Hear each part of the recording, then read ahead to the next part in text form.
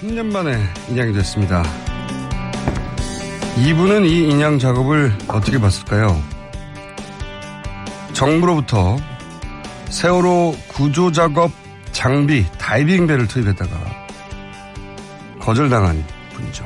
알파 잠수기술공사 이종인 대표 전화 연결됐습니다. 안녕하세요 대표님. 예, 안녕하십니까. 오랜만입니다. 예, 정말 오랜만에 언론 인터뷰 하시는 것 같습니다. 네. 예, 그렇습니다. 이 감회가 남다를 수밖에 없을 것 같은데, 예. 세월호 올라오는 거 보시면서 어떤 생각하셨어요? 좀 들 거 좀 진작 들고 그랬으면 좋은데, 하여튼 뭐 거기 안 놔두고 올려때리는 게 중요한 거죠. 뭐 반가운 일이죠, 일단은. 예. 자, 그러면 기술적인 부분을 제가 좀 여쭤보겠습니다. 예. 평생 구조군안 작업을 하셨기 때문에 기술적인 부분도 전문가시니까 이거부터 여쭤볼게요. 세월호 인양에 거의 만 3년이 걸렸습니다. 이렇게 3년씩이나 걸릴 일이 맞습니까, 이게? 잘못돼도 크게 잘못됐죠. 이제 초기에 배를 건지는 거는 일단 기본적인 방법이 있어요. 그냥 줄 놓고 들는 게 배 건지는 거예요. 예. 근데 이제 그런 간단한 방법을 놔두고 어떤 무슨 방법이네 무슨 공법이네 뭐 어렵게 얘기해서 결국 뭐 제가 생각하기에는 좀 우리가 좀 속은 것 같은 느낌이 많이 나죠. 속았다. 그러면 좀 구체적으로 만약에 다른 요인들을 다 빼고 그냥 기술적인 관점에서 봤다면 세월호 인양은 어느 정도 시간이면 인양할 수 있었습니까? 보시기에? 보통 뭐 6개월?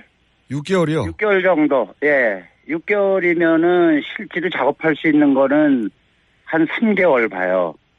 이제 날씨가 다 이제. 기다려야 되니까. 네. 예, 협조하고 그래서 이제 뭐 소조기, 대조기, 뭐 굴비 그러는데 그냥 물 흐름이 적을 때 한 달에 적어도 열흘은 일할 수 있거든요.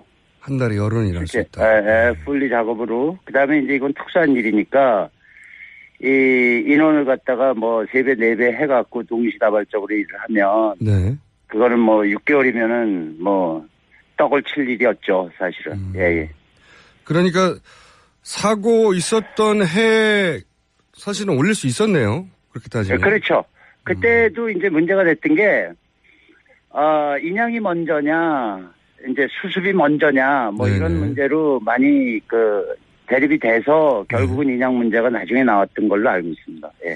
그러면 그런 문제, 이제 유가족들도 처음에는 인양을 나중에 하자고 했었으니까요. 그렇게 한 6개월 정도 지났다 하더라도 그 이후에 인양을 결정한 다음에 6개월이면 대략 1년 후에는 충분히 인양을 하고도 남았다 이렇게 보시는 거군요. 그렇죠. 예, 충분하죠, 그거는. 예. 그렇군요. 2년이나 허송 세월을 했다고 보시는 거고 그래서 속았다라고 표현하신 것 같은데. 그렇죠. 예. 그러면 정부가 택한 인양 방식은 적절한가? 이 문제에 대해서는 어떤 의견이십니까? 그것도 이제 뭐 할 말이 좀 있는데요. 예, 본인 경험을 들어서 좀 구체적으로 얘기해 주세요. 네. 예, 처음에 이제 드는 배를 드는 방식은 배가 이제 뭐 엎어져 있거나 누워 있거나 바로 앉아 있거나 물 속에서 해저면에서 바로 세운 다음에 올리는 게 이제 정상적입니다. 바로 세운 다음에. 예. 그 다음에 이제 이 배는 그 전에 뭐 바사호나 뭐 알려진 옛날 고유물선들 신체가 약한 경우는 밑에 그런 받침대를 넣어서 드는 경우가 기본이고 그렇게 들어야 되고 이거는 철제 강선이에요. 네네. 강선이기 때문에 충분히 와야를 갖다가 밑에 삽입을 하는데도 문제가 없고 들어서 굴리는 데도 문제가 없고 가령 문제가 된다면은 이제 선체 부분의 강도 때문에 그러는데 그럴 때는 줄을 그만큼 더 넣어주면 중력이 분산되기 때문에 선체에 아무 하자가 없고 이제 보통 그렇게 건집니다. 예. 초기 상하이 셀비지가 말씀하신 대로 배 밑에 쇠봉을 넣어서 들어 올리려고 했는데 이 방식은 배가 부서질까봐 오래된 고선 올릴 때 쓰는 방식이고 지금은 튼튼한 배기 때문에 그런 방식을 채택할 필요가 없었다고 보시는 거는군요. 그렇죠. 불필요한 일을 한 거고, 오히려 어떤 뭐 특수 공법인의 선체 보존을 위해서 했다 그러는데, 예. 그래서 사실 이 배가 보존이 됐습니까? 지금 올라오는데. 구멍만 뚫렸지만요. 마스트고 뭐고 다 자르고, 뭐 램프 자르고, 뭐 이런 식으로 해서 올렸죠. 그러면 네. 시기는 6개월이면 충분했다고 보시면, 그러면 이런 공법, 이런 방식으로 최초 채택되면서 비용이 뭐 한 1,000억 정도 들어갔다고 하는데 비용 측면에서는 어떻게 보십니까? 비용도 뭐 아무리 많이 해도 한 250억이면은 뭐 충분히 배를 건졌다고 봅니다, 저는. 아, 그래요? 예. 그 금액의 산정은 본인이 인양해 봤던 경험에 비추어서 이 정도면 가능하다고 보시는 거예요? 그렇죠. 그것도 어떻게 보면 좀 충분히 봐서 그런 겁니다. 이게 네. 실비가 아니라 실제 이 정도로, 이 정도면 가능했을 거라 보시는 거군요. 예, 가능했죠. 비용이, 그러면 대표님 보시기에는 굉장히 부풀려진 건데, 비용이 이렇게까지 부풀려졌다고 보신 이유는 뭡니까? 어디서 비용이 들어갔을까요, 그럼? 그거는 뭐 특수한 공법에 뭐 이렇게 해서 이제 어떤 견적을 낼 때, 가지를 많이 그러니까 이유를 많이 낸 거죠. 여러 가지 들어갈 거를. 뭐 예를 들어서 부력제를 사용한다. 부력제 사용하는 것도 그래요. 부력제도 부력제가 이제 선체에 어디 고박이 되냐가 이제 문제인데. 그 부력제 하나가 예를 들어서 7,000톤에 해당되는 부력제가 있다고 쳐요.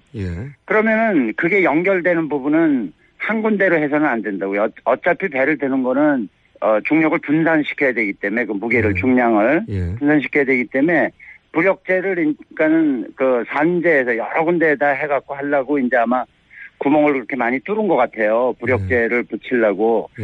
근데 이제 그거는 깊이 안 내려가고 수심 한 5m 되는 측면에다가 구멍을 뚫어서 거기다 붙이는 방식인데 그렇게 해서 성공을 했다고, 그러니까 부력이 충분히 그 선체를 움직일 만한 부력에 도달했다고 그래도 그 다음에는 선체가 견디질 못해요. 이 배는 설계된 게 다니게끔 설계가 됐지 그렇게 한쪽에다가 뭐를 부착해서 잡아 뜯는 경우가 되거든.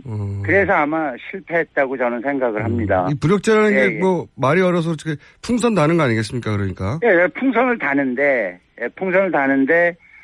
예를 들어서 종이 상자에다가 풍선을 달아요. 종이 상자에다가 물을 집어넣고 달았을 때 풍선을 큰 거 하나 달면은 한 줄로 매서는 종이가 그냥 찌그러지거나 잘라지거나 그렇게 되겠죠. 그래서 이제 작은 풍선을 여러 개 달아요. 그 총 무게만, 그걸 들만한 거를. 여러 개 달라면 여러 면적의 구멍이나 끈을 묶어야 되겠죠. 근데 묶은 부분이 종이 되는 거지.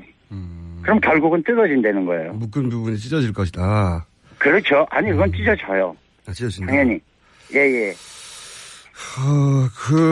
그렇게 보시는 건데, 그래서 사실 국내 입찰에 참여했던 국내 업체들도 다 이 방식으로는 안 되고, 최종적으로 대표님이 말씀하신 와이어 걸어서 올린 방식으로 했지 않습니까, 결국은? 그런데 왜 이렇게 보시기에 전문가들이 보기엔 말이 안 되는 방식을 제출한 이 상하이 셀비지 중국 업체를 선정했을까요, 해수부가? 글쎄요, 우리랑 말이 안 통해서 그렇게 되는 것 같은데. 한마디로. 말이 안 통한다는 건 무슨 의미입니까? 그 사람들은 이제 중국말 쓰고 우리는 한국말 쓰니까. 뭘 해도 어떤 정보 유출이라든가 과정이 이렇게 그런 어떤 철저한 보안. 철저한 보안을 하려면 외국어 쓰는 사람, 특히 외국어를 아는 사람이 별로 없는 이런 식의 어떤 거 아니었을까. 그런 이유로 추정할 만큼. 상하이 셀비지를 기술력으로 평가해서 선정한 건 아니라고 보시는 거군요. 상하이 셀비지 같은 경우는 물론 국영이지만, 물론 중국이나 어떤 제3국의 어떤 군한 실력이라고 그럴까? 그런 거는 그냥 일반적으로 100원 지는 건 100원 지는 거예요. 근데 이제 알려져 있고 제가 알기로는 상하이 셀비지 같은 경우는 해서는 안 될 일들을 하고 그런 어떤 그 끔찍한 일을 한 회사로 알려져 있기 때문에. 구체적으로 어떤 해서는 안 되는 끔찍한 일을 했나요? 그거는 뭐 몇 년 전에 세월호 사고 나고 아마 양쯔강인가에서 배가 하나 뒤집어진 적이 있어요. 200여 명 사고. 유람선이 넘어졌는데 이틀 만에 건졌다고 높이 평가받는 뭐. 그렇죠. 네. 그거는 높이 평가해야 될 일이 아니고. 예. 아주 끔찍한 일이었습니다. 그게 뒤집어지면, 그게 뒤집어지면 순간 전복이 되는 게 이제 순간적으로 일어나서 또 그리고 배가 떠 있었고, 세월호처럼 한쪽이 들어가서 이렇게 부분적으로 떠 있던 게 아니고 완전히 평평하게 떠 있었는데 그걸 그냥 이틀 만에 다시 뒤집어서 그 안에 산 사람을 다 죽인 회사 아닙니까? 아, 그래요?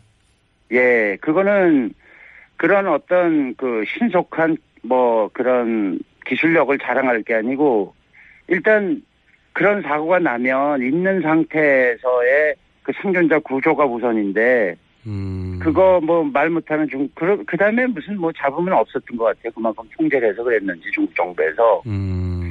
그런 회사에다가 이런 일을, 물론 다 끝난 후에 고철 건지는 건데, 그렇게 맡긴 거는 조금 그렇더라고요.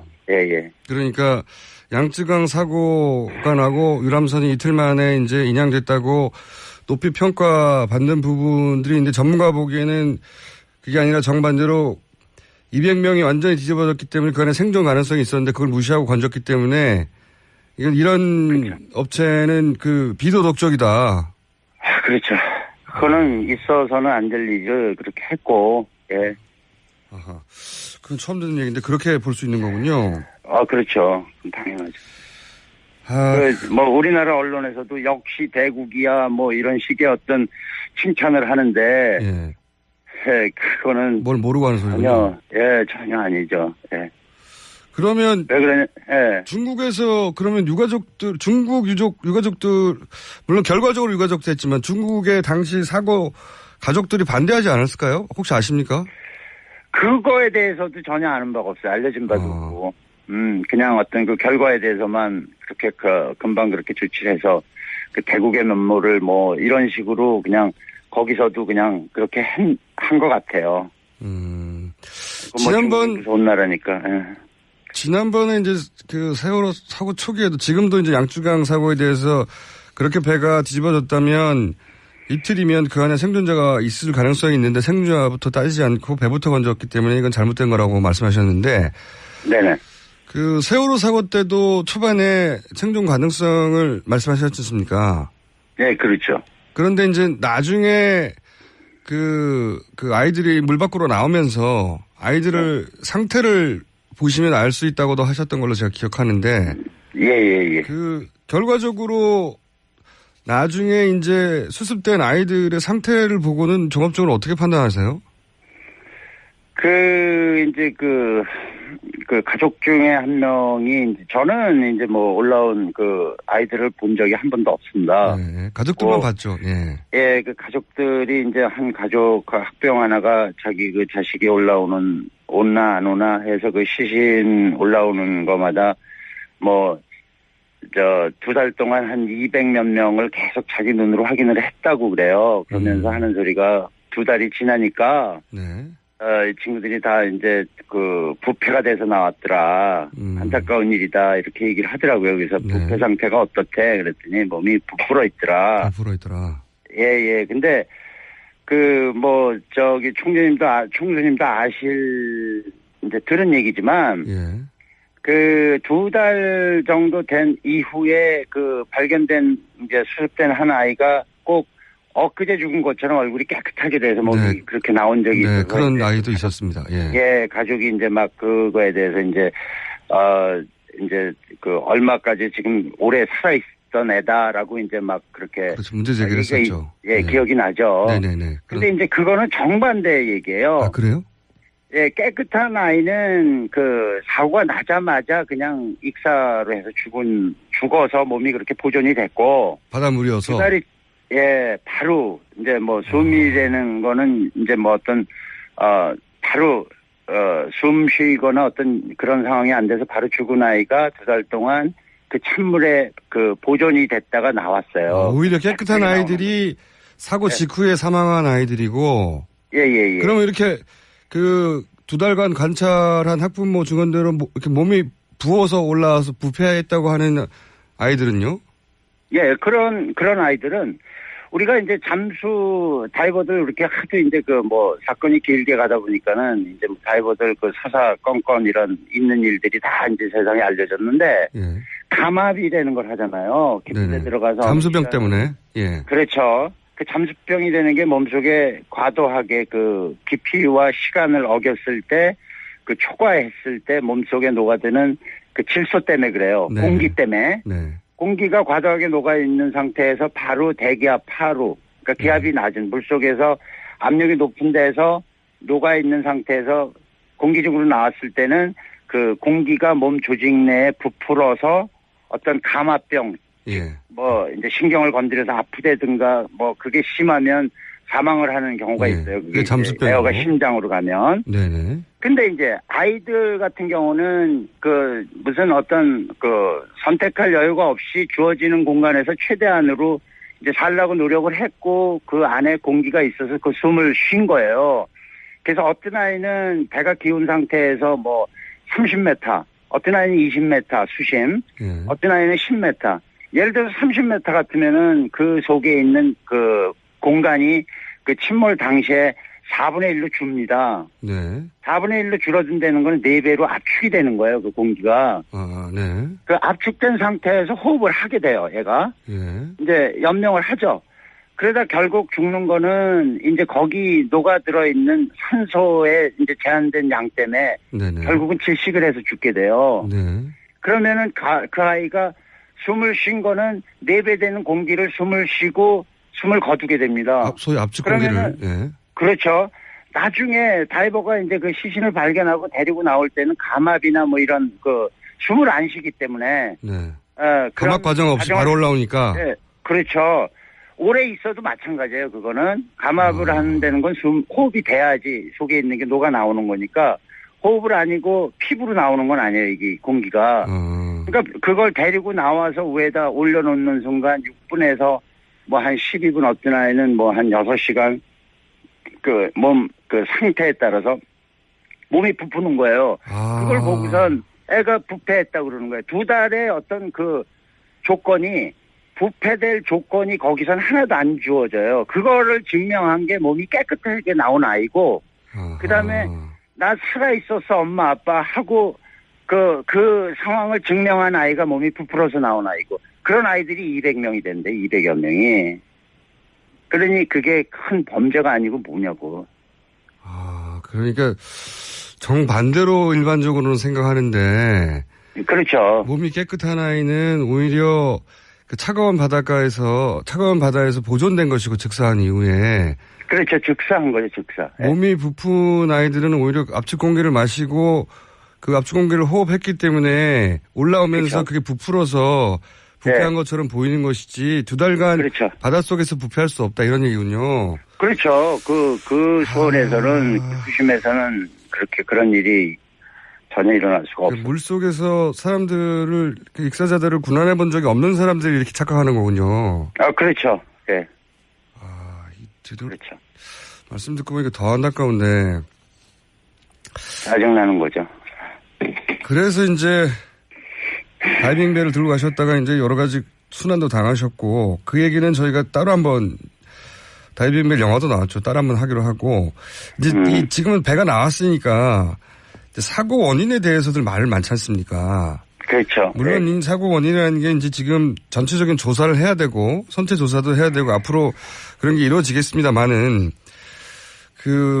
워낙 이런 배 사고를 많이 보셨으니까 사고 원인에 대해서는 한 번도 공개적으로 말씀 안 하신 것 같은데 대표님이 보시기에 이 사고 원인 중에 물론 앞으로 이제 조사를 해봐야 되지만 지금 기준으로 짐작하시는 바가 있습니까? 저는 배가 뭐 기울고 이제 이런 기운되는 거는 배에 그 사전에 침수가 있었다고 생각을 합니다. 네, 그런 얘기 있었습니다. 물이 들어왔고 근데 이제 물이 들어온 원인이 외부 파공이냐. 네. 아니면 내부에서 그 파이프라인의 이상이냐, 뭐 이런 식으로 이제 짚어볼 수가 있는데, 실제로 제가 이제 침몰 직전에 배를 두 척을 인천항에서 구조한 적이 있습니다. 예. 예, 하나는 뭐 한 2만 톤 되는 거고, 하나는 뭐 한 1,000몇 톤 되는 거고, 이런 이제 소형 화물선이었는데. 2만 톤이면 세월호보다 크네요. 예. 훨씬 크죠. 예. 그 원목을 잔뜩 싣고 이제 이제 아주 위태위태한 상태에서 이제 저희가 해결을 했는데, 그게 뭐냐면은 배가 물이 들어오려면은 외부에 어떤 접촉이 있어서 파공이 있어서 물이 들어와요. 예. 근데 이제 기관실 쪽에 이제 물이 들어서 배가 작동 불능 상태가 되는 거거든요. 네네. 그래서 이제 기관실 쪽에는 메인 엔진 주기를 이제 식히는 목적으로 냉각수를 빨아들이는 장치가 있습니다. 네.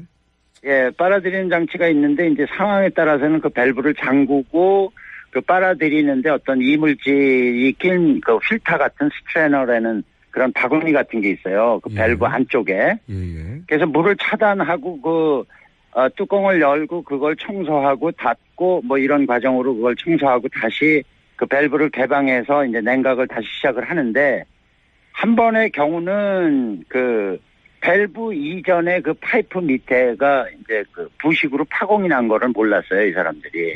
배 내부에 파이프 문제였다, 그때는. 예. 그렇죠. 예. 그랬고, 한 번은 스트레나, 필터를 청소하려고 밸브를 잠궜다고 생각을 하고 스트레너를 열었다가 걷잡을 수 없이 그냥 물이 치는 바람에, 그거는 이제 밸브가 오래된 배들은 밸브가 이렇게 해서 그러니까 원활하게 작동이 안 돼요. 이렇게 수도꼭 잠그듯이 쫙 잠그면 잠겨야 되는데, 잠궜다고 생각을 해도 고착이 돼서 또는 중간에 이물질이 있어서 이게 완전히 안 잠긴 상태로 잠궜다는 착각을 일으키게 하죠. 그렇게 해서 이제 배에 침수가 시작돼서 또 침몰 직전에 들어가서 그걸 막고 해갖고 배를 2번 살린 적이 있는데, 세월호 같은 경우 침수가 일어났다면, 네. 소위 시체스트 안쪽 파이프라인을 점검을 해야 될 거고, 그 다음에 외판 우리가 보지 못한 좌연 기관실 쪽으로 아마 조사가 이루어져야 될 거고, 지금 다 올라왔다는데 거기를 조사를 해수부에서 했는지 안 했는지 그건 모르겠습니까. 어쨌든 내부 파이프들 살펴봐야 된다는 말씀이시네요. 네. 그렇죠. 네. 외부가 이상이 없다면. 네. 내부를 다 봐야 되겠지만 내부에서 파이프 문제일 수 있다. 이 부분도 체크해 봐야 된다. 이런 말씀이신 것 같고. 그렇죠. 그거는 중요한 거예요. 알겠습니다. 저희가 오늘은 준비한 시간이 거의 다 돼가는데 중요한 질문들이 많아서 다음에 한 번 더 모시기로 하고, 오늘은 몇 가지 중요한 포인트만 짚어볼게요. 네. 이런 말씀도 하셨어요. 병풍도 근처에서 앵커를 한번 내렸다 다시 올린 것 같다. 이 말씀을 하신 이유는 뭡니까? 그거는 전에 이제 어떤 소스에서 정부에서 발표한 항해도. 예, 항적도가 끊긴 거를 정부에서는 발표를 했고, 그와 똑같은 끊긴 부분이 이어진 항적도를 또 해군에서 발표를 그렇죠. 했고. 예. 그걸 겹쳤을 때 끊긴 부분이 지그재그로 이렇게 움직인 흔적이 거기에 기록이 돼 있었고. 네네. 지그재그로 그 짧은 기간에 갈 수 있는 거는 배가 앵카를 내렸다는 어떤 그런 얘기하고 연결이 되거든요. 앵커를 앵카를 내리는 이유는 배가 정박, 그러니까 묘박을 하기 위해서 어느 지점에서 떠 있기 위해서 내리는 거고, 두 번째는 비상시에 배가 조정이 안 될 때, 항해 중에 메인 엔진이 고장이 완전히 나거나 속도는 붙어 있는데, 그럴 때는 사실 뭐가 출현을 하면 그걸 들이받아야 되기 때문에 일단은 배에서는 배를 갖다가 슬로우 다운, 감소시키기 위해서 감속을 하려고 노력을 하는데, 그 조치 중에 하나가 드롭 앵커예요. 앵커를 예를 들어서 두세 샤클이면은 40에서 60m 정도를 내려요. 보통 투매를 할 때는 10샤클이고 내려서 앵커가 충분히 한 번에 파지되게 하지만, 이거는 배를 갖다가 속도를 줄이는 거기 때문에 가면서 이렇게 어떤 물체에 부딪혀서 감속 이렇게 되는 거기 때문에 그 앵커를 내리고 항해를 했다고 봐요. 항적도를 보건데. 예. 그래서 그 삐뚤삐뚤한 데가 앵커가 순간적으로 어디 잡혔다가 가는 타력으로 이제 그 방향을 틀었다가 가는 타력이 계속 있으니까 결국은 다시 진행하고 또 삐뚤삐뚤하다 결국은 그쪽으로 그 J자로에서 멈춰나요. 그죠? 예. 그렇죠. 마지막에는. 그래서 그 앵커를 그렇게 해서 내렸다면은 배가 그 섬 근처에 그냥 머물 수도 있었는데. 정박해 있었어야 되는데. 예. 머물 수도 있었는데. 배가 떠내려갔잖아요, 계속. 예, 그 떠내려간 거는 앵커를 걷었고 나중에 그 배에 봤을 때 앵커 2개는 다 올라가 있었고. 예, 그렇게 된 거죠. 앵커를 다시 올린 게 그러면 이해가 안 되는데요. 왜 앵커를 올렸을까요? 글쎄요. 그거는 뭐 떠내려가기 위해서 올렸다고 볼 수밖에 없죠. 떠내려가기 위해서 올렸다. 네네. 참 이해가 안 가는 상황인데. 예, 깊은 데로. 더 깊은 데로. 그러니까 지금 병풍도 근처에서 그렇게 했다가 더 깊은 데로 조류가 있으니까 물 흐름이 있으니까. 네. 그때 뭐 조류 방향이 그 섬에서 멀어지는 쪽이고. 오히려 떠내려가려고 했다. 그렇게밖에 이해가 안 된다는 말씀이신 거죠? 그렇죠. 예. 일어난 현상이 그거니까. 자, 2가지 질문만 더 드릴게요. 아직 질문은 많은데 오늘은 2가지 질문 더 하고 마무리해야 될 것 같습니다. 다음에 다시 한번 연결할게요. 지금 선체를 3등분해서 수습하겠다. 이렇게 어렵게 그 선체 전체를 올린 다음에 3등분 하겠다고 이제 정부는 그러거든요. 이게 꼭 3등분을 절단을 해야 됩니까?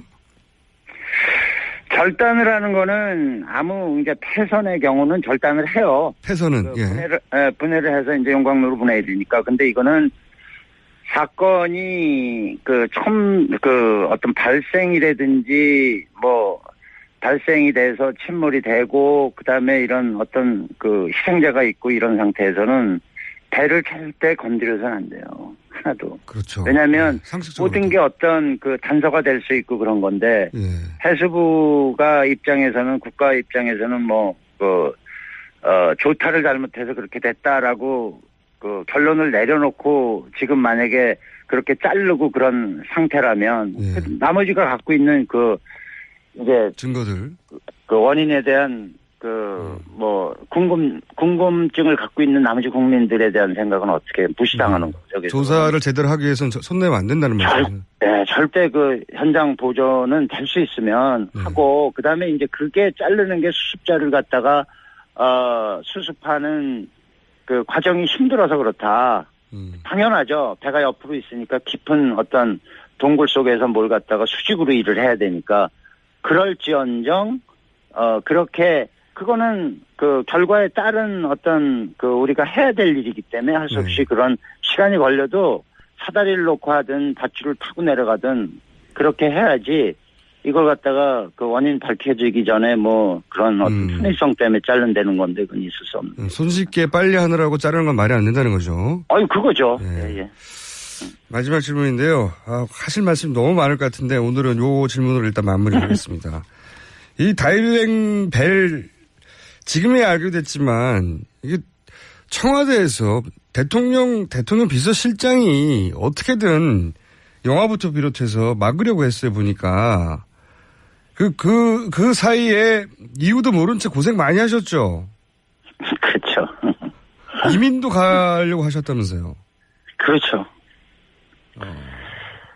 어디로 이민 가려고 하셨습니까? 이민은 이렇게 몇 번 가보고 하와이 쪽에 가서 그냥 있는 게 나을 것 같다. 이민이 되는 게 이제 어디 초기에는 사람들이 좋아서 잘 살아보려고 하는 건데 이거는 이제 그나마 남은 여생 좀 마음 편하게 좀 평화롭게 살기 위해서 가 있는다 그래서 여기 문제가 있는데 평화롭겠어요. 일단은 이제 그런 어떤 반응이었죠. 그 사건에 대해서. 네, 워낙 마음고생을 많이 하셔가지고 그때 공격도 많이 당하셨고 그리고 또 최근에는 사무실에 불이 나가지고 그동안 일해온 장비 자료 다 없었다면서 28년 동안 쌓아놓은 게. 그게 뭐 다 녹아 없어지더라고요. 한 4시간 반 동안. 자, 이제 이민 가지 마시고요. 이 세월호 조사하실 때 아무래도 참여하셔야 될 것 같아요. 글쎄요, 그건 뭐 시켜줘야 하는 거고, 시키는 사람 자체 또 마음도 문제고, 그래서 하여튼 예를 들어서 어떤 세력이 있어서 그걸 감추려고 그러면 그게 드러나겠어요. 끝까지 감추지. 그러니까 그 끝까지 감추려고 하는 거를 밝혀내 주셔야죠. 네. 근데 뭐 일어난 현상들이 사실은 간단하게 증명을 하는데 그걸 어렵게 뭐 과학이 어쩌고 뭐 이래갖고 그걸 어렵게 해서 국민들을 질리게 한단 말이에요. 뭐 굵직한 사건들이 다 그랬지만 그렇게 해서 또 잊어먹고 하게 해서 또 말 잘 듣는 국민들 우리 대한민국 뭐 이러고선 또 가겠죠. 그런 걸 걱정하시군요. 이번에는 네. 다음 정권에서 절대 그러지 말아야죠. 그때 조사 참여해 주시길 부탁드리며 오늘은 여기까지 하고 저희가 네. 앞으로 인터뷰할 해야 할 일 많을 것 같습니다. 오늘 말씀 여기까지 드릴게요. 예, 감사합니다. 네, 감사합니다. 예, 수고하십시오. 다이빙배 영화 주인공이죠. 알파 잠수 기술공사 이종인 대표였습니다. 뭐 이런 식으로 해서 올렸죠. 그러면 네. 시기는 6개월이면 충분했다고 보시면 그러면 이런 공법, 이런 방식으로 최초 채택되면서 비용이 뭐 한 1,000억 정도 들어갔다고 하는데 비용 측면에서는 어떻게 보십니까? 비용도 뭐 아무리 많이 해도 한 250억이면은 뭐 충분히 배를 건졌다고 봅니다, 저는. 아, 그래요? 예.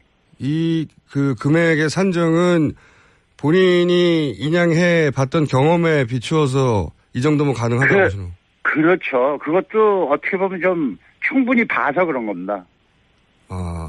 이게 네. 실비가 아니라 실제 이 정도로 이 정도면 가능했을 거라 보시는 거군요. 예, 가능했죠. 비용이 그러면 대표님 보시기에는 굉장히 부풀려진 건데 네. 비용이 이렇게까지 부풀려졌다고 보신 이유는 뭡니까? 어디서 비용이 들어갔을까요, 그럼? 그거는 뭐 특수한 공법에 뭐 이렇게 해서 이제 어떤 견적을 낼 때 가지를 많이 그러니까 이유를 많이 낸 거죠. 여러 가지 들어갈 거를. 뭐 예를 들어서 불협제를 사용한다. 예. 예, 불협제 사용하는 것도 그래요. 불협제도 이 불협제가 이제 선체에 어디 고박이 되냐가 이제 문제인데. 예. 그 불협제 하나가 예를 들어서 7,000톤에 해당되는 불협제가 있다고 쳐요. 예. 그러면은 그게 연결되는 부분은 한 군데로 해서는 안 된다고요. 어차피 배를 드는 거는 중력을 분산시켜야 되기 때문에 그 무게를 중량을 분산시켜야 되기 때문에 불협제를 그러니까는 산재에서 여러 군데에다 해갖고 하려고 이제 아마 구멍을 그렇게 많이 뚫은 것 같아요. 불협제를 붙이려고. 근데 이제 그거는 깊이 안 내려가고 수심 5m 되는 측면에다가 구멍을 뚫어서 거기다 붙이는 방식인데 그렇게 해서 성공을 했다고 그러니까 부력이 충분히 그 선체를 움직일 만한 부력에 도달했다고 그래도 그다음에는 선체가 견디질 못해요. 아하. 이 배는 설계된 게 다니게끔 설계가 됐지 그렇게 한쪽에다가 뭐를 부착해서 잡아 뜯는 경우가 되거든. 그래서 아마 실패했다고 저는 생각을 합니다. 이 부력제라는 게 말이 어려서 풍선 다는 거 아니겠습니까? 그러니까. 예, 풍선을 다는데 예를 들어서 종이 상자에다가 풍선을 달아요. 종이 상자에다가 물을 집어넣고 달았을 때 풍선을 큰 거 하나 달면은 한 줄로 매서는 종이가 그냥 찌그러지거나 잘라지거나 그렇게 되겠죠. 그래서 이제 작은 풍선을 여러 개 달아요. 그 총 무게만 그걸 들만한 거를 여러 개 달라면 여러 면적의 구멍이나 끈을 묶어야 되겠죠. 근데 묶은 부분이 종이 되는 거지. 그럼 결국은 뜯어진다는 거예요. 묶은 부분이 찢어질 것이다. 그렇죠. 아니 그건 찢어져요. 찢어진다. 당연히. 예. 이제 그렇게 보시는 건데 그래서 사실 국내 입찰에 참여했던 국내 업체들도 다 이 방식으로는 안 되고. 최종적으로 대표님이 말씀하신 와이어 걸어서 올린 방식으로 했지 않습니까? 결국은. 그런데 왜 이렇게 보시기에 전문가들이 보기엔 말이 안 되는 방식을 제출한 이 상하이 셀비지 중국 업체를 선정했을까요? 해수부가? 글쎄요, 뭐 우리랑 말이 안 통해서 그렇게 되는 것 같은데. 한마디로. 말이 안 통한다는 건 무슨 의미입니까? 그 사람들은 이제 중국말 쓰고 우리는 한국말 쓰니까. 예. 뭘 해도 그 어떤 정보 유출이라든가 그 과정이 이렇게 뭐 그런 어떤 철저한 보안. 철저한 보안을 하려면 외국어 쓰는 사람, 특히 뭐 어디 그 외국어를 아는 사람이 별로 없는 뭐 이런 식의 어떤 거 아니었을까. 그런 이유, 네. 그런 이유로 추정할 만큼. 네. 그 상하이 셀비지를 기술력으로 평가해서 선정한 건 아니라고 보시는 거군요. 네, 상하이 셀비지 같은 경우는 뭐 물론 국영이지만 네. 물론 뭐 중국이나 어떤 뭐 제3국의 어떤 그 군한 그 실력이라고 그럴까 그런 거는 그냥 일반적으로 100원 지는 건 100원 지는 거예요. 근데 이제 알려져 있고 제가 알기로는 상하이 셀비지 같은 경우는 해서는 안 될 일들을 하고 그런 어떤 그 끔찍한 일을 한 회사로 알려져 있기 때문에. 구체적으로 어떤 해서는 안 되는 끔찍한 일을 했나요?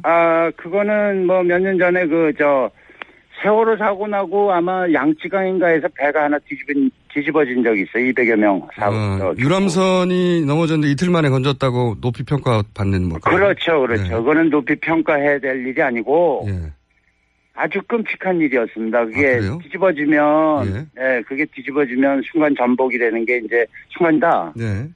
예, 빨아들이는 장치가 있는데 이제 상황에 따라서는 그 밸브를 잠그고 그 빨아들이는데 어떤 이물질이 낀 그 필터 같은 스트레너라는 그런 바구니 같은 게 있어요. 그 밸브 안쪽에.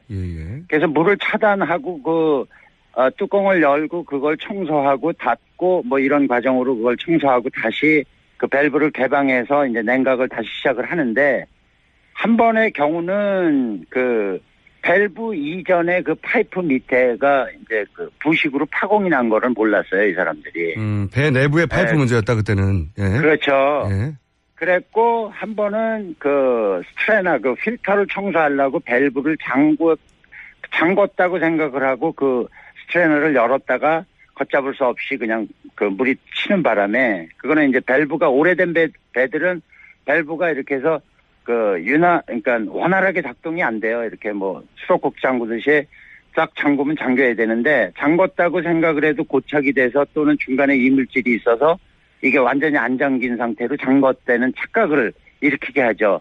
그렇게 해서 이제 배에 침수가 시작돼서 또 침몰 직전에 들어가서 그걸 막고 해갖고 배를 2번 살린 적이 있는데 세월호 같은 경우 침수가 일어났다면 그 소위 그 시체스트 안쪽 그 파이프라인을 점검을 해야 될 거고 그다음에 외판 우리가 보지 못한 좌연 그 기관실 쪽으로 아마 조사가 이루어져야 될 거고 지금 뭐 다 올라왔다는데 거기를 조사를 해수부에서 했는지 안 했는지 그건 모르겠습니다. 어쨌든 내부 파이프들 살펴봐야 된다는 말씀이시네요. 네. 그렇죠. 네. 외부가 이상이 없다면. 네. 그 내부를 다 봐야 되겠지만 내부에서 파이프 문제일 수 있다. 이 부분도 체크해 봐야 된다. 이런 말씀이신 것 같고. 그렇죠. 그거는 중요한 거예요. 알겠습니다. 저희가 오늘은 준비한 시간이 거의 다 돼가는데 중요한 질문들이 많아서 다음에 한 번 더 모시기로 하고 오늘은 몇 가지 중요한 포인트만 짚어볼게요. 네. 이런 말씀도 하셨어요. 병풍도 근처에서 앵커를 한번 내렸다 다시 올린 것 같다. 이 말씀하신 이유는 뭡니까? 그거는 뭐 전에 이제 어떤 뭐 소스에서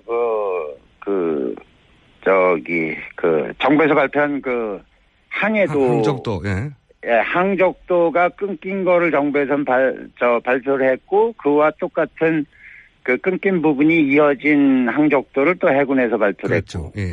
그걸 겹쳤을 때 그 끊긴 부분이 지그재그로 이렇게 움직인 그 흔적이 거기에 기록이 돼 있었고. 지그재그로 그 짧은 기간에 갈 수 있는 거는 배가 앵카를 내렸다는 어떤 그런 얘기하고 연결이 되거든요. 앵카를 내리는 이유는 배가 정박, 그러니까 묘박을 하기 위해서 어느 지점에서 떠 있기 위해서 내리는 거고. 두 번째는 비상시에 배가 조정이 안 될 때 항해 중에 메인 엔진이 고장이 완전히 나거나 속도는 붙어 있는데 예. 그럴 때는 사실 뭐가 출현을 하면 그걸 들이받아야 되기 때문에 일단은 그렇죠. 배에서는 배를 갖다가 슬로우 다운 감속시키기 위해서 감속을 하려고 노력을 하는데 그 조치 중에 하나가 드롭 앵커예요. 앵커를 예를 들어서 두세 샤클 두세 샤클이면은 40에서 60m 정도를 내려요. 보통 투매를 할 때는 10샤클이고 내려서 앵커가 충분히 한 번에 파지되게 하지만 예. 이거는 배를 갖다가 속도를 줄이는 거기 때문에 가면서 이렇게 어떤 물체에 부딪혀서 감속 이렇게 되는 거기 때문에 그 앵커를 내리고 항해를 했다고 봐요. 항적도를 보건데. 예. 그래서 그 삐뚤삐뚤한 데가 앵커가 순간적으로 어디 잡혔다가 가는 타력으로 이제 그 방향을 틀었다가 가는 타력이 계속 있으니까 결국은 다시 진행하고 또 삐뚤삐뚤하다 결국은 그쪽으로 그 J자로에서 멈추잖아요. 그죠? 예. 그렇죠. 마지막에는. 그래서 그 앵커를 그렇게 해서 내렸다면은 배가 그 섬 근처에 그냥 머물 수도 있었는데. 정박해 있었어야 되는데. 예. 머물 수도 있었는데. 배가 떠내려갔잖아요, 계속. 예, 그 떠내려간 거는 앵커를 걷었고 나중에 그 배에 봤을 때 앵커 2개는 다 올라가 있었고. 예, 그렇게 된 거죠. 앵커를 다시 올린 게 그러면 이해가 안 되는데요. 왜 앵커를 올렸을까요? 글쎄요. 그거는 떠내려가기 위해서 올렸다고 볼 수밖에 없죠. 떠내려가기 위해서 올렸다. 네네. 참 이해가 안 가는 상황인데. 예, 깊은 데로. 더 깊은 데로.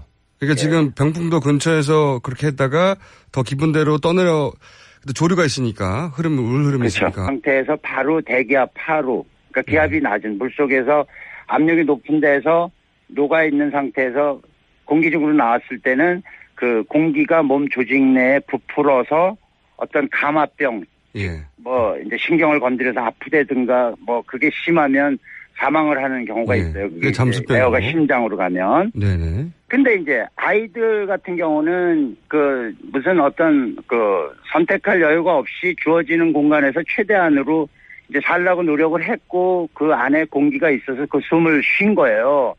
그래서 어떤 아이는 배가 기운 상태에서 30m, 어떤 아이는 20m 수심, 어떤 아이는 10m. 예를 들어서 30m 같으면은 그 속에 있는 그 공간이 그 침몰 당시에 4분의 1로 줍니다. 네. 4분의 1로 줄어든다는 건 4배로 압축이 되는 거예요, 그 공기가. 네. 그 압축된 상태에서 호흡을 하게 돼요, 얘가. 이제 연명을 하죠. 그러다 결국 죽는 거는 이제 거기 녹아들어 있는 산소에 이제 제한된 양 때문에 결국은 질식을 해서 죽게 돼요. 그러면은 그 아이가 숨을 쉰 거는 4배 되는 공기를 숨을 쉬고 숨을 거두게 됩니다. 소위 압축 공기를. 그렇죠.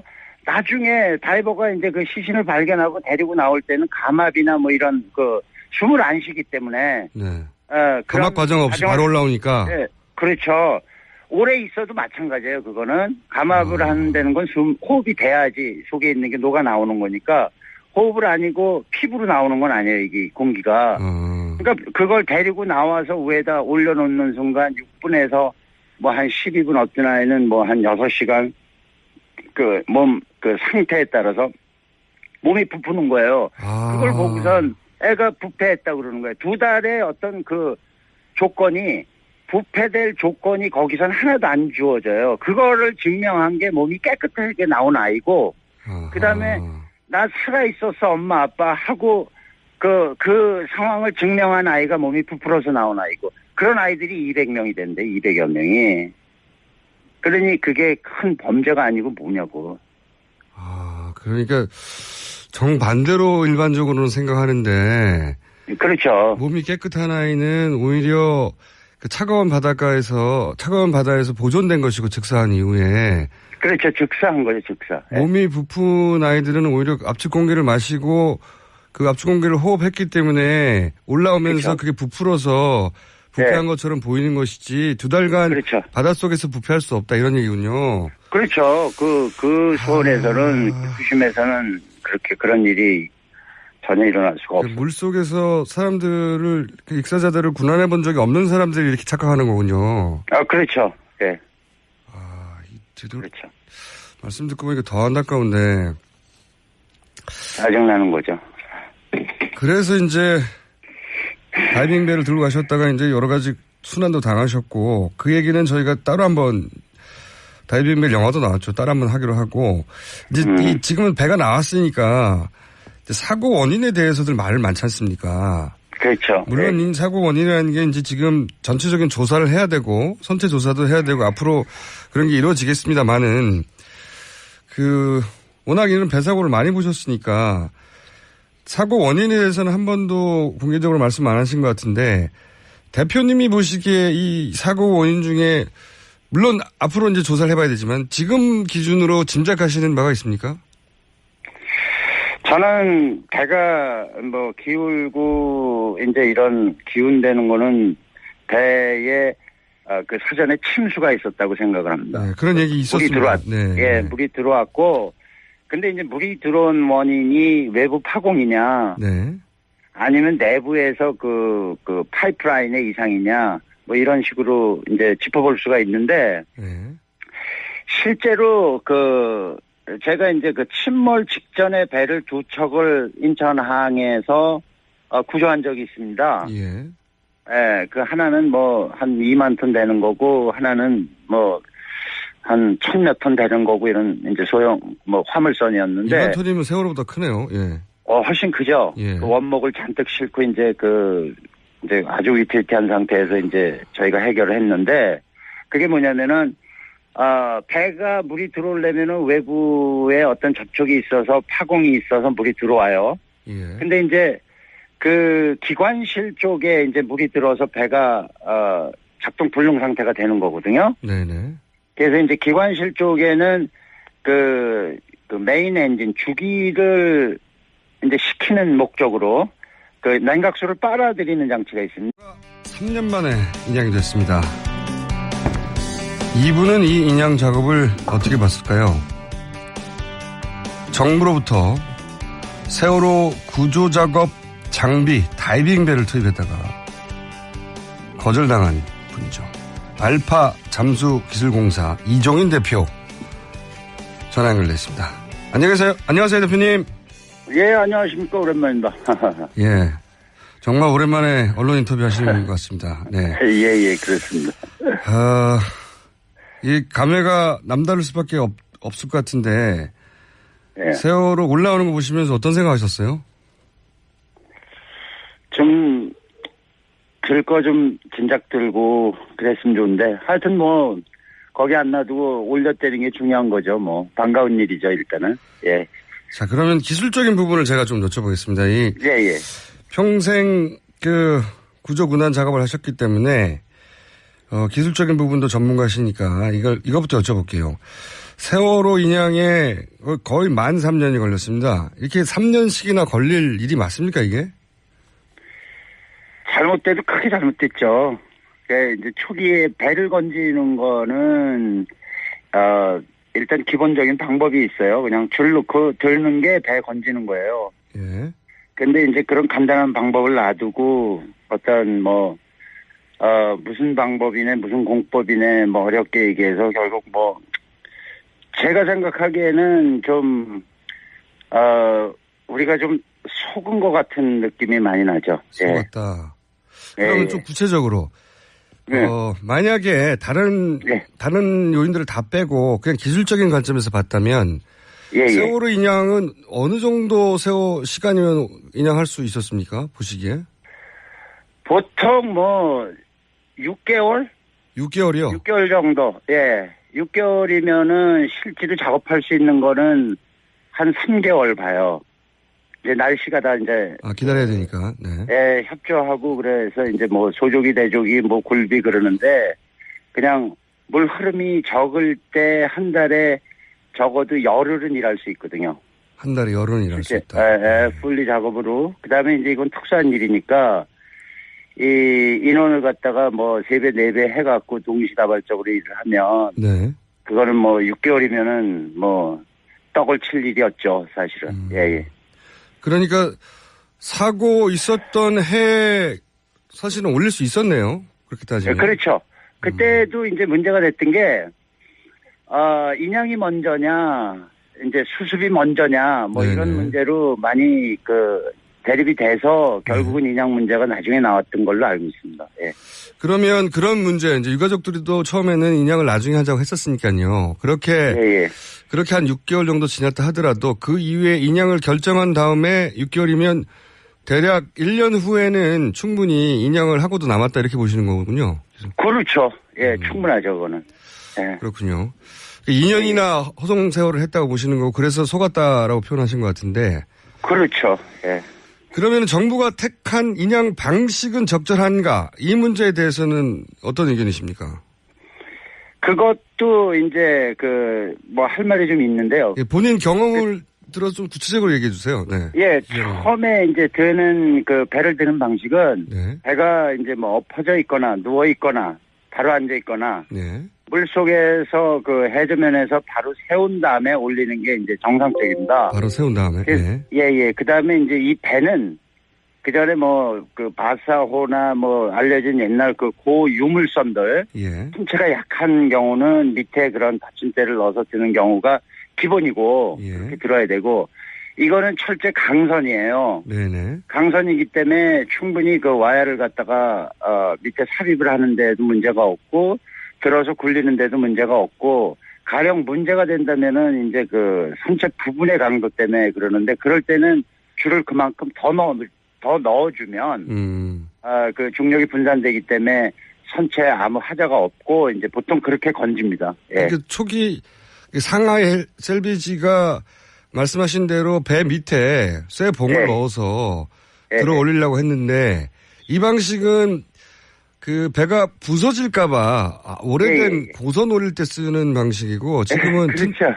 튼튼한 배기 때문에 그렇죠. 그런 방식을 채택할 필요가 없었다고 보시는 거는군요. 그렇죠. 불필요한 일을 한 거고 오히려 어떤 특수 공법인의 선체 보존을 위해서 했다 그러는데 그래서 사실 이 배가 보존이 됐습니까? 지금 올라오는데 구멍만 뚫려있지만요. 마스크 다 자르고 램프 자르고 이제 우리 일어나서 또 그리고 배가 떠 있었고.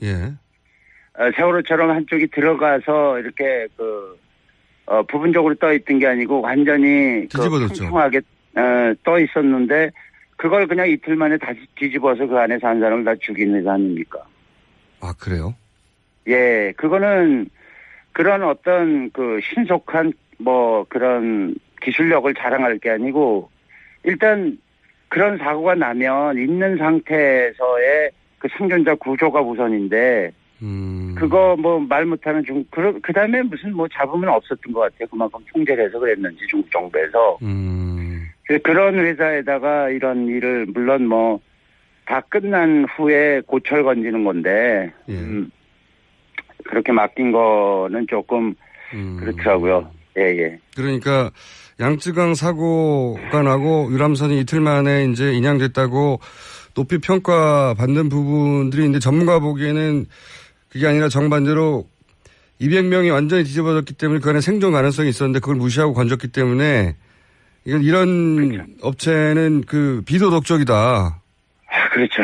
그거는 있어서는 안 될 일을 그렇게 했고, 예. 아하. 그건 처음 듣는 얘기인데 그렇게 볼 수 있는 거군요.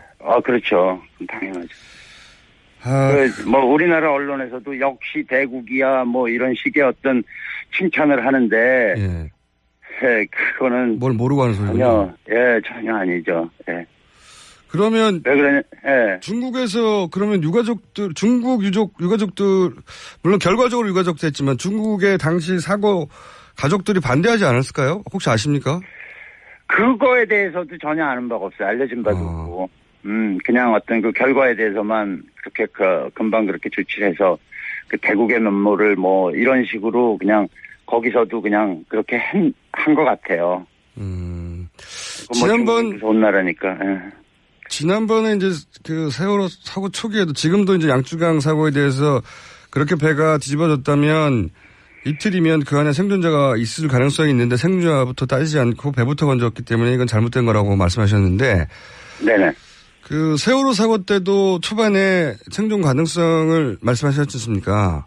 네, 그렇죠. 그런데 이제 나중에 아이들이 물 밖으로 나오면서 아이들을 상태를 보시면 알 수 있다고도 하셨던 걸로 제가 기억하는데. 예. 결과적으로 나중에 이제 수습된 아이들의 상태를 보고는 종합적으로 어떻게 판단하세요? 이제 그 가족 중에 한 명이, 저는 이제 뭐 올라온 아이들을 본 적이 한 번도 없습니다. 네, 가족들만 봤죠, 예. 예, 가족들이 이제 한 가족, 학부형 하나가 자기 자식이 오나 안 오나 해서 시신 올라오는 거마다 2달 동안 한 200몇 명을 계속 자기 눈으로 확인을 했다고 그래요. 그러면서 하는 소리가 2달이 지나니까, 네. 이 친구들이 다 이제 부패가 돼서 나왔더라. 안타까운 일이다. 이렇게 얘기를 하더라고요. 그래서 네. 부패 상태가 어떻대? 그랬더니 몸이 부풀어 있더라. 예. 근데 총수님도 아실, 이제 들은 얘기지만, 예. 2달 정도 된 이후에 발견된, 이제 수습된 한 아이가 꼭 엊그제 죽은 것처럼 얼굴이 깨끗하게 돼서 몸이 그렇게 나온 적이 있어서. 그런 아이도 있었습니다. 예. 예, 가족이 이제 그거에 대해서 이제, 얼마까지 지금 오래 살아있던 애다라고 이제 그렇게. 그렇죠. 문제 제기를 했었죠. 예, 기억이 나죠. 네네네. 근데 이제 그거는 정반대 얘기예요. 아, 그래요? 예, 깨끗한 아이는 사고가 나자마자 그냥 익사로 해서 죽어서 몸이 그렇게 보존이 됐고. 바닷물이어서. 2달이, 예, 바로 이제 숨이라는 거는 이제 바로 숨 쉬거나 어떤 그런 상황이 안 돼서 바로 죽은 아이가 2달 동안 찬물에 보존이 됐다가 나왔어요. 오히려 깨끗한 아이들이 사고 직후에 사망한 아이들이고. 예. 그러면 이렇게 2달간 관찰한 학부모 증언대로 이렇게 몸이 부어서 올라와서 부패했다고 하는 아이들은요? 예, 그런 아이들은 우리가 이제 잠수 다이버들 이렇게 하도 이제 사건이 길게 가다 보니까는 이제 다이버들 사사건건 이런 있는 일들이 다 이제 세상에 알려졌는데. 예. 감압이라는 걸 하잖아요. 깊이에 들어가서. 잠수병 때문에. 예. 그렇죠. 잠수병이 되는 게 몸속에 과도하게 깊이와 시간을 어겼을 때, 초과했을 때 몸속에 녹아드는 질소 때문에 그래요. 네. 공기 때문에. 네. 공기가 과도하게 녹아있는